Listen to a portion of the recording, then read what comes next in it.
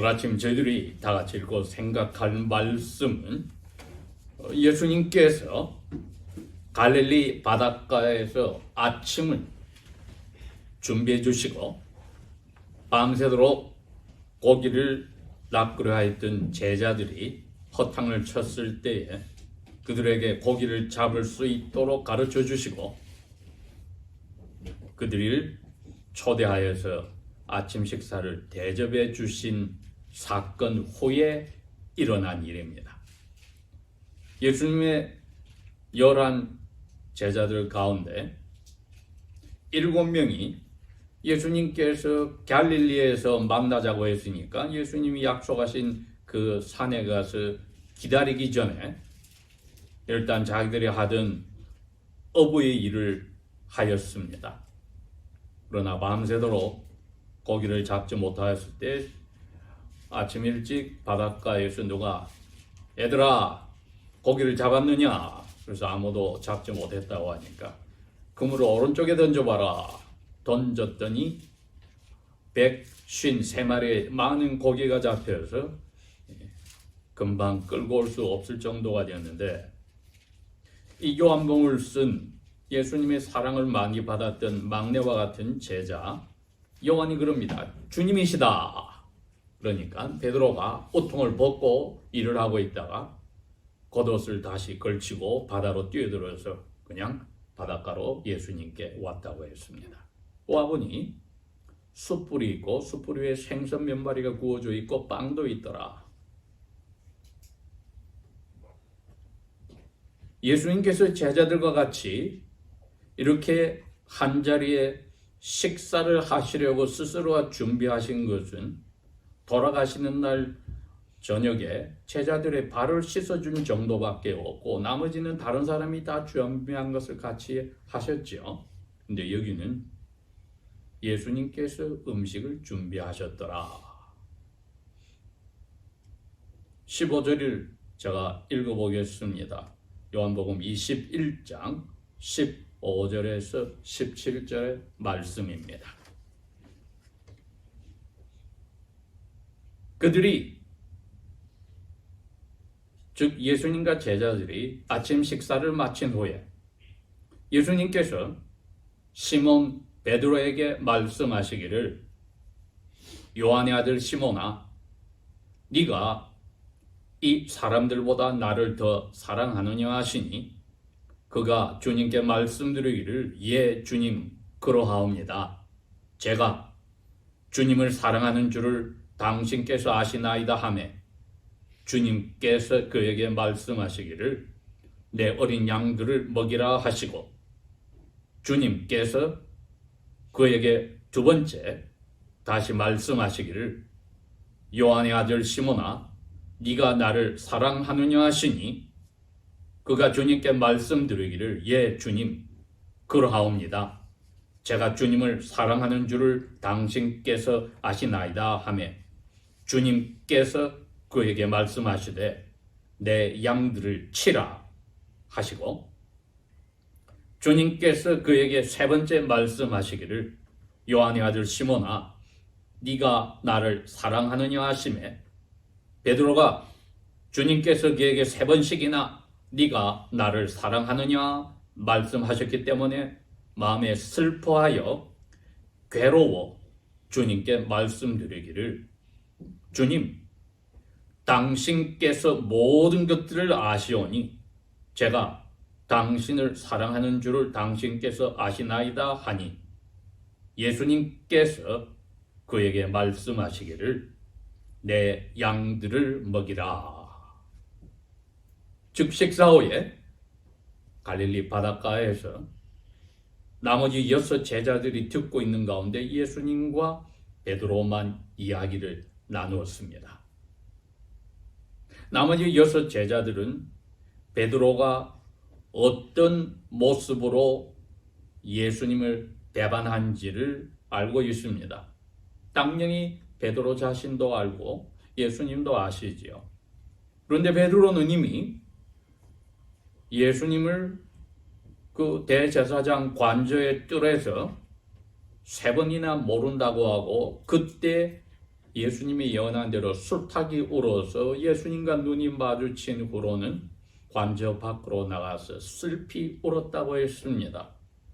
당연히 요한은 자기가 그 베드로를 그 관저로 이끌었던 사람이니까 베드로에게 일어난 일을 정확히 알고 슬피 울었다고 적었습니다. 이것이야말로 회개지요. 참된 회개인데 예수님께서 베드로와 이제 만난 것이 세 번째라고 되어 있습니다. 이게 부활하시고 세 번째 제자들과 만났다. 요한이 적었으니까 사실이지요.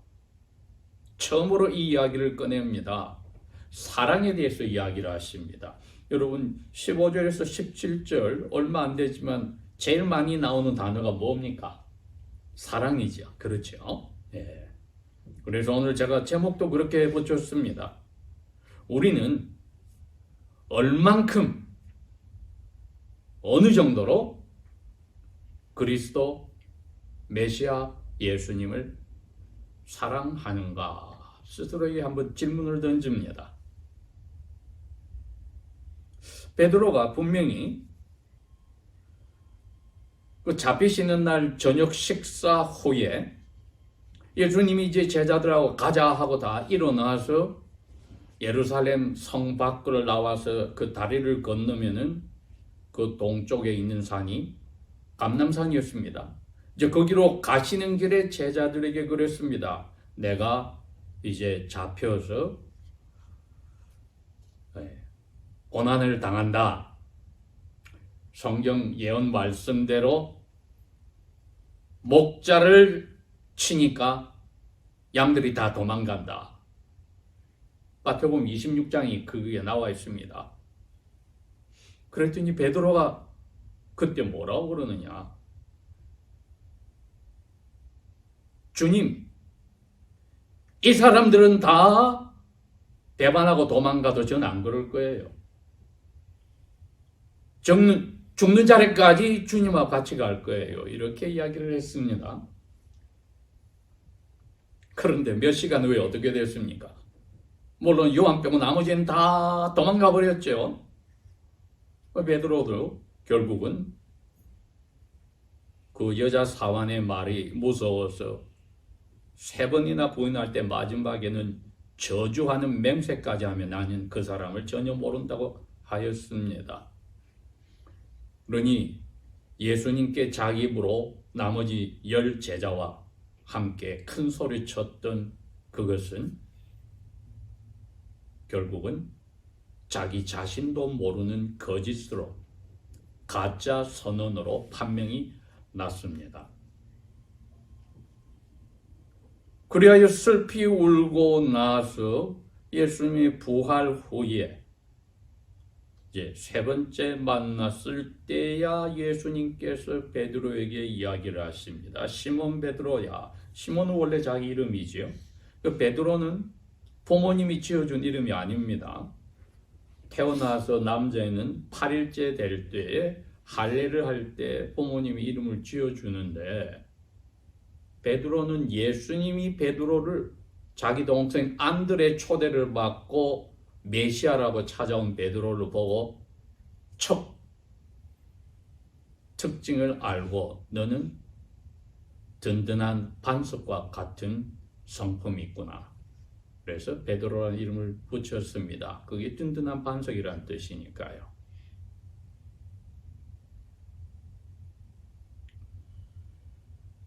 그리고 몇 개월 전에 갈릴리 가장 북쪽에서 산에서 예수님이 갑자기 바뀌셔 얼굴도 가지신 옷도 세탁해서 깨끗하지 않을 수 없는 그것보다 더 흰 빛으로 바뀌었을 때 구름 속에서 음성을 베드로도 야고보도 요한이 들었습니다. 이는 내 사랑하는 아들이다. 내가 매우 기뻐하는 사람이다. 즉 아버지께서 예수님께 하신 음성을 베드로가 들었었습니다. 그 음성을 듣기 전에 예수님께서 그 산으로 가실 때에 제자들에게 물었습니다. 너희들은 나를 누구로 생각하느냐? 여러 가지 답이 사람들이 이렇게 생각합니다. 나왔을 때 베드로가 주는 메시아시고 살아계신 하느님의 아들입니다. 했을 때 예수님께서 이렇게 이야기했습니다. 마태복음 16장에 요한의 아들 시몬아. 이건 원래 요한이라는 아버지가 8일째 태어난 아들 이름을 시몬이라고 주어진 그걸 이야기합니다. 너가 그렇게 나를 정확하게 고백한 것은 너희 부모에게 배웠거나 사람이 가르쳐줘서 한 게 아니라 하늘의 아버지에게서 너에게 이걸 가르쳐줬다. 그렇게 말씀하신 적이 있습니다. 그때도 예수님께서 처음으로 마태복음에 베드로를 부를 때 요한의 아들 시몬이라고 불렀습니다. 그리고 두 번째 오늘 여기 보니까 부활하시고 나서 베드로를 만나서 세 번째 만났을 때 부릅니다. 요한의 아들 시몬아. 이건 베드로의 약한 부분을 드러내는 겁니다. 부모에게서 받았던 죄의 본성을 그대로 가지고 자기의 성격대로 하였을 때 강직하고 든든한 것 같아도 자기 목숨하고 예수님 했을 때 목숨을 붙잡아서 겁쟁이가 되고 비겁하게 바뀐 모습 또한 요한의 아들 시몬의 모습이었습니다. 예수님께서 너 자신이 무엇인지 아는 게 필요하겠지. 그래서 이번에는 칭찬 대신에 그냥 담담하게 너 자신은 얼마 전에 내 배반당하여 잡힌 날 그날 밤에 제자들 앞에서 큰 소리친 너 베드로의 모습은 아니었어. 너 자신도 모르는 너 겁쟁인데 다른 열 제자들을 뭉개고 이 사람들이 주님 사랑하는 것보다 훨씬 더 사랑하고 이 사람들이 겁이 나서 도망갈 때 저는 죽는 자리까지 주님하고 같이 가겠다고 약속한 그 모습 너 자신이 지금 잘 모르고 있잖아. 그러니 부모로부터 받은 너의 가지고 있는 그 본성의 모습, 특징 너 그거 지금 곰곰이 생각해봐. 그래서 요한의 아들 시몬아 하고 불렀습니다. 그러니 어떤 경우는 우리의 그 특성에 따라서 신앙을 고백하고 든든한 것 같고 어떤 때는 그 특성에 따라 그냥 배반자의 자리도 갈 수 있음이 성령 충만하지 않았을 때 오순절에 성령께서 아버지의 약속대로 예수님에게 주시고 예수님이 보내신 성령이 개개인의 영혼에 가득 차지 않을 때 신앙의 모습입니다. 그러니 오늘 저희들은 오순절 후에 성령을 받고 신앙생활을 하기 때문에 최소한 베드로와 같은 이런 변덕스럽고 비겁하고 사람들 앞에서 내가 너희들보다 신앙이 더 좋다고 잘난 체하거나 그렇게 하고 나중에 목숨이 겁이 나서 배반하는 자리로 갈 핑계가 없지 않습니까? 그렇죠? 그러면 오늘 베드로와 예수님과의 이 대화 속에서 2024년 새 첫날에 우리를 사랑하시는 예수님께서 무엇을 가르치시는가? 사랑이라는 이 글자를 먼저 생각합시다. 12 제자들 중에 가장 막내와 같은 요한은 예수님의 가슴에 머리를 기대고 같이 식사할 정도로 사랑을 많이 받았다. 자기 자신이 그렇게 서술했습니다. 예수님께서 사랑하는 제자라고. 그리고 나머지 11 제자들도 그걸 인정을 했습니다. 네, 이분이 오늘 베드로와 예수님 사이의 대화를 그대로 옮겨 놓는데 특징인 사랑이 계속 나옵니다. 예수님은 두 가지의 본질을 가지고 계셨으니 하나는 하나님이시요 하나는 사람입니다.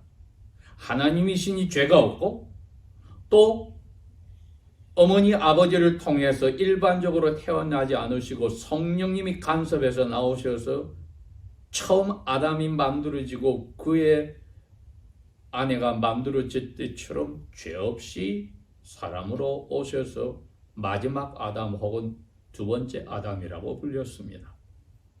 그러므로 이제 예수님과 베드로와 사이에서 이 대화는 저희들이 먼저 예수님의 말씀하실 때 사랑이란 단어를 잘 생각해야 됩니다. 예수님이 말씀하신 사랑할 때는 변덕스러운 사람 사이의 사랑이 아닙니다.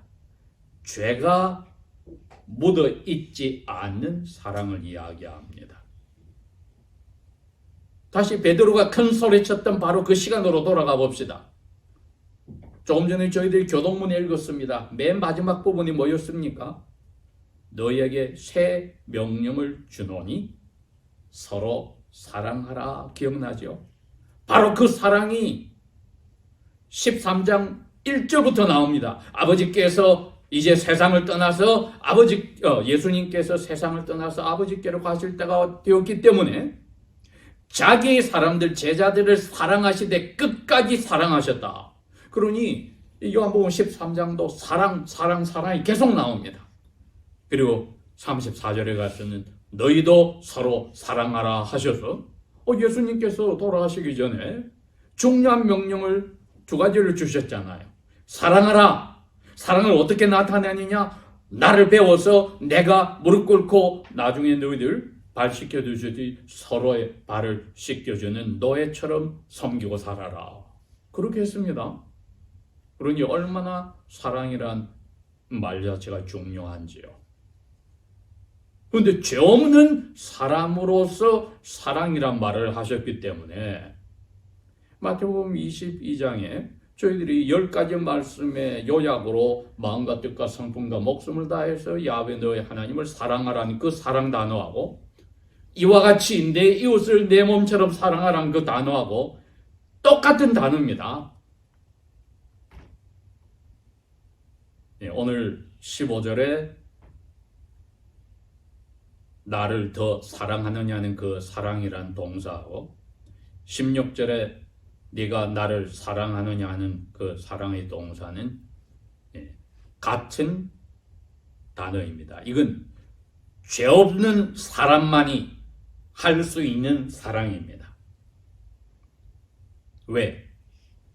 아담과 몇 시간 후에 만들어진 여성이 하나님으로부터 받은 성품에 사랑이 들어있는데 이것은 자기들의 것이 아니라 하나님의 모습을 닮아서 하나님이 아버지와 아들과 성령께서 서로를 향한 하나님의 애트리뷰트, 속성으로서의 사랑의 형상이 아담의 마음에도 새겨졌고 여자의 마음에도 새겨졌습니다.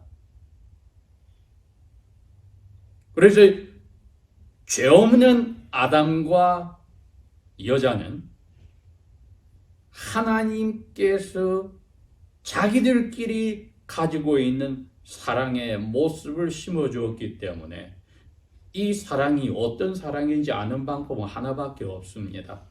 관계 속에서만 알 수가 있습니다. 비교를 통해서만 알 수 있습니다. 하나님의 사랑은 우리가 알 방법이 없어요. 아버지께서 아들을 사랑하고 아들이 아버지를 사랑하고 성령님이 아버지와 아들을 사랑하고 아버지와 아들이 성령님을 사랑하는 것은 우리가 알 방법이 없습니다. 그러나 그분은 똑같은 사랑을 하고 계신데 아담에게 넣어준 사랑과 그리고 몇 시간 후에 만든 그 여자에게 넣어준 사랑은 죄 없는 하나님의 것을 그대로 반영하여 리플렉션 하는 성품으로 온 사랑. 관계 속에서 밝혀집니다. 어떻게?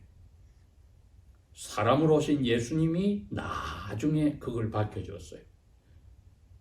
내가 아버지를 사랑한다. 그래서 내가 아버지께 순종한다. 사도 바울이 빌립보 교회 2장 8절에 그걸 이해를 하고 썼습니다. 죄 없는 사람으로서 아담과 같은 사랑을 가지신 예수님은 관계 속에서 그 사랑을 어떻게 나타냈느냐? 아버지께 순종함으로 나타냈다. 그렇게 되어 있습니다. 어떤 순종이냐? 죽는 자리까지 가서 자기 목숨보다도 더 순종하는 것으로 십자가에 죽으실 때 왜? 죄덩어리가 되어서 죄인으로서 죽으심으로써 사랑을 나타냈다고 했습니다. 그래서 사람의 세계에서는 이 사랑을 나타낼 때는 관계 속에서밖에 표현을 할 수가 없습니다. 예수님은 제자들에게 관계 속에서 죄 없으시니까 나타냈죠. 너희들은 내 친구야. 15장에 요한복음 15장에 사람이 자기 친구를 위해서 자기 목숨 내어 놓는 것보다 더 위대한 사랑이 없는데 내가 너희들을 친구라 부르고 내가 너희들을 위해서 그렇게 해. 관계 속에서 사람은 아버지와 아들과 성령 하나님과의 관계가 다르게 하나님께 받은 사랑을 나타낼 때 관계 속에서 나타낼 수밖에 없습니다. 그러니 오늘 예수님께서 베드로에게 네가 나를 이 사람들보다 사랑하느냐는 것은 이 두 가지를 다 가지고 있어요. 너 자신을 모르고 이 사람들의 배반에도 저는 예수님 끝까지 따라가고 죽음까지 바치겠습니다. 너가 스스로를 모르고 했을 때 큰 소리친 그 건방진 그러한 마음의 자세로 하는 사람 그건 죄로 물들어서 이거는 언제든지 바뀌어요. 나는 아담과 그의 아내가 죄짓기 전에 아담이 가졌고 그의 아내가 가졌던 죄 없는 사람의 사랑을 내가 너에게 이야기해 줄 거야. 왜? 그것만이 하나님이 사람에게 원하시는 사랑이거든. 그것을 나는 명령한 거야. 서로 사랑하라. 그게 우리가 그릭 말로 하는 아가페라는 단어입니다. 사람끼리 하는 사랑은 죄짓기 전에는 똑같이 관계에서 그 사랑을 할 수 있습니다. 마음과 뜻과 성품으로 다 할 수 있었어요. 왜? 하나님과 관계에서 마음과 뜻과 성품과 목숨을 다해서 하나님을 사랑했기 때문에 하나님이 주신 여자에게 당신은 내 뼈 중에 뼈요 살 중에 살입니다 하고 사랑 고백을 그 아가페로 할 수 있었습니다. 하나님과의 관계에서 먼저 자기 자신을 다 바쳤기 때문에 선물로 준 여자에게 당신의 이름은 여자입니다 하고 사랑의 고백을 똑같은 아가페로 할 수 있었습니다만 하나님이 오셔서 아담에게 죄 짓고 나서 뭐라고 그랬습니까? 너가 관계에서 죄 없는 사람이 사랑을 나타내는 것이 창조주 하나님께 나중에 오실 여자의 후손인 예수님이 보여준 아버지께 순종함으로써 사랑을 나타내는데 너는 나에게 순종하는 사랑이 아니라 네 아내의 말을 들었다. 아내에게 순종하는 타락한 사랑이 들어왔구나. 그래서 땅이 저주를 받을 거다. 이렇게 말씀을 하십니다. 무슨 이야기죠? 창세기 3장 17절이 그렇게 되어 있어요. 너 아내에게 순종했어. You listen to your wife. 너 나에게 순종하는 것이 사랑의 표시인데 왜 아내에게다가 사랑의 표시 순종을 하니?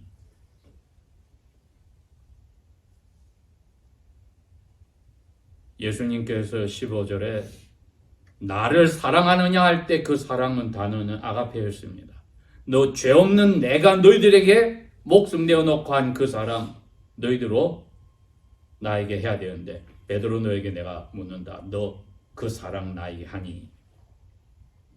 베드로가 뭐라 그럽니까? 주님 그러하옵니다. 제가 주님을 사랑하는 줄을 당신께서 아시나이다. 그때 그 글자 사랑은 죄 지은 사람이 하는 사랑입니다. 변하지 않는 하나님에게 그대로 순종하고 드러낸 그 사랑이 아닙니다. 이거는 이 글자가 필레오입니다. 기껏해야 사람 사이에서 가장 칭찬받고 고상하다고 생각하는 사랑입니다. 왜? 감정이 꽉 쏠려가지고 어떤 사람은 사랑 때문에 자살까지 합니다. 자기 목숨도 바쳐요. 그러나 이거는 죄 없는 하나님이 아버지와 아들과 성령께서 하시는 사랑의 모습이 아닙니다. 베드로가 이제 이 고백밖에 할 수 없도록 겸손해진 겁니다. 저는 저희 감정적으로 바뀔 수 있는 사랑이지만은 제가 할 수 있는 것이 이게 전부입니다. 그랬더니 내 어린 양들을 먹여라. 너가 너 자신을 아는 겸손의 자리로 갔으니 나의 어린 양들을 먹여라. 그게 누굽니까? 예수님께서 요한복음 10장에 분명히 그러셨잖아요. 나는 선한 목자다. 나는 내 양들의 이름을 다 알고 양들은 내 음성을 듣고 나를 따라와. 그리고 나는 그 양들을 위해서 내 목숨을 내어놓을 거야. 관계 속에서 죄 없는 분이 하나님의 사랑을 나타내는 관계 속에서 자기 목숨을 내어놓았습니다. 그 모습을 솔로몬의 아가는 8장 7절에 그렇게 표현했지요. 사랑은 죽음처럼 관계 속에서 강하다. 죽음과처럼 강하다. 예수님 분명히 베드로에게 그걸 물었는데 베드로는 자기는 그렇게 할 자신이 없는 것을 회개하고 뼈저리게 깨달았습니다. 그리스도 예수님을 우리는 2024년 1월 1일 아침에 얼마나 사랑합니까? 우리 입으로 저희들은 감정에 치우쳐서 입으로 고백은 하지만 막상 사랑은 베드로와 같은 변덕스러운 감정에 치우친 사랑밖에 못합니다. 젊은 청년들의 연애할 때나 부모와 자녀 사이나 부부 사이나 한번 생각을 해보십시오. 얼마나 감정에 치우쳤던지. 베드로가 한 고백에 그 사랑밖에 못하더라 이겁니다. 그러나 하나님은 아가페 사랑을 하라고 명령을 하셨잖아요. 이웃을 내 몸처럼 사랑하는 단어에도 그 아가페 사랑을 명령을 넣어뒀습니다. 서로 너희들이 사랑하라는 명령에도 그걸 넣었습니다. 사도 요한이 나중에 쓴 요한일서 편지에도 그렇게 썼습니다. 3장 16절에 그랬습니다. 예수님께서 우리를 위해서 자기 목숨을 바치는 순수한 사랑을 보여주셨으니 우리도 당연히 형제 자매끼리 그 아가페 사랑으로 목숨 내어놓는 것이 당연하다. 못을 박아 놓았습니다. 여러분, 이게 우리가 정해놓은 목표입니다. 그러면 지금 우리가 생각하는 사랑이 얼마나 무뎌지기 쉽고 우리의 감정에 치우쳐서 예수님께서 자기의 이름과 같이 하시는 논리적이고 이성적으로 하나님의 뜻만 찾아서 의지를 다하여 자기 목숨 내어놓고 하는 사랑의 자리로 목표를 저희들이 잡아야만 됩니다. 이거 가능합니까? 우리 결심으로는 결혼한 부부가 농담처럼 내가 왜 이 원수 같은 사람과 결혼했을까 말이 나온다는 것이 타락한 필레오 친구끼리의 감성에 끌린 사랑하고 비슷하죠. 우리가 성령께 붙잡혀 살기 시작하면 아버지께서 정해놓은 목표가 우리의 영혼에 새겨집니다. 머리로 이게 아버지의 뜻이야. 내 감정이 다시 베드로처럼 흔들리려 할 때 아니야. 우리에게 이 아가페 사랑을 하라고 하셨으니 예수님이 하셨듯이 죄 없는 예수님이 우리 영혼을 거듭나게 하신 그 의지로 성령께서 충만하시면 난 이 명령으로 나갈 거야 하면은 어떻게 될까요? 탁 쏘려다가 입이 딱 막히죠. 째려버려다가 눈을 부드럽게 하죠. 막 오해하려다가 생각을 다시 하죠. 그래서 가장 가까이 있는 사람부터 이해하기를 알고 왜 저렇게 했을까? 이해하려고 생각했어요. 위하고 불쌍히 보고 그것도 넘어가서 부족한 줄 알고 덮어주게 되는 자리까지 가기 시작할 때에는 두 번째 예수께서 물었던 네가 나를 사랑하느냐는 그 목적을 향해서 저희들이 성령의 힘으로 나아가는 겁니다. 근데 세 번째 17절에 요한의 아들 시몬아 네가 나를 사랑하느냐 할 땐 예수님께서 시몬에게 목적을 정해놓고 너 따라와 하지 않고 그때 사랑하냐는 단어는 필레오를 썼습니다. 너 연약한 사람 나 알아. 너 이제 거기서부터 출발할 거야? 너 사랑하느냐 했더니 이 베드로의 고백이 저희들의 마음의 출발점이 되어야 되겠습니다. 오늘 아침에 주님, 당신께서 모든 것들을 아십니다. 제가 큰 소리 치지 않겠습니다. 제 입으로 그냥 고백한다고 말하기 전에 저의 모든 모자람을 당신께서 아십니다. 이것을 출발점으로 저희들이 삼고 날마다 고백하는 자세로 감사 기도를 한다면은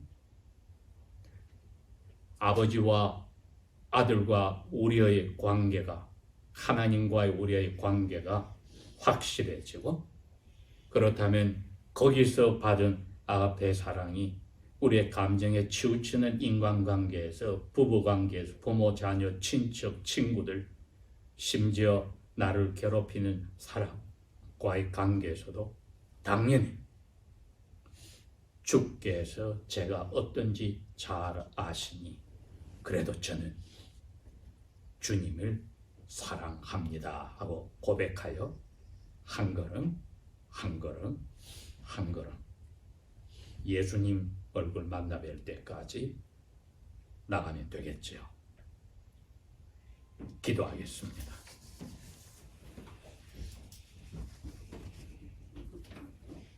성령이요, 저희들이 어떠한 책임의 의무의 자리에 있어 양들을 이끄는 자리가 아니라 할지라도 우리에게 주신 자리에서 아버지와 예수님과의 관계가 확실하여지고 받은 사랑으로 모든 우리 삶의 영역에서 관계에서 우리의 감정이 아니라 아버지께 받은 그 크신 사랑으로 예수 그리스도를 닮아가도록 성령을 통하여 도와주시고 쉬지 마시고 저희들로 하여금 시시때때로 부르짖고 의지하는 아름다운 길로만 이끌어 주소서. 그리하여 저희들을 향하여 너는 나의 사랑하는 아들이라 딸이라 하는 너를 내가 기뻐하노라 하는 그 자리로만 날마다 가게 자비를 베풀어 주소서. 예수님 이름으로 감사 기도합니다. 아멘.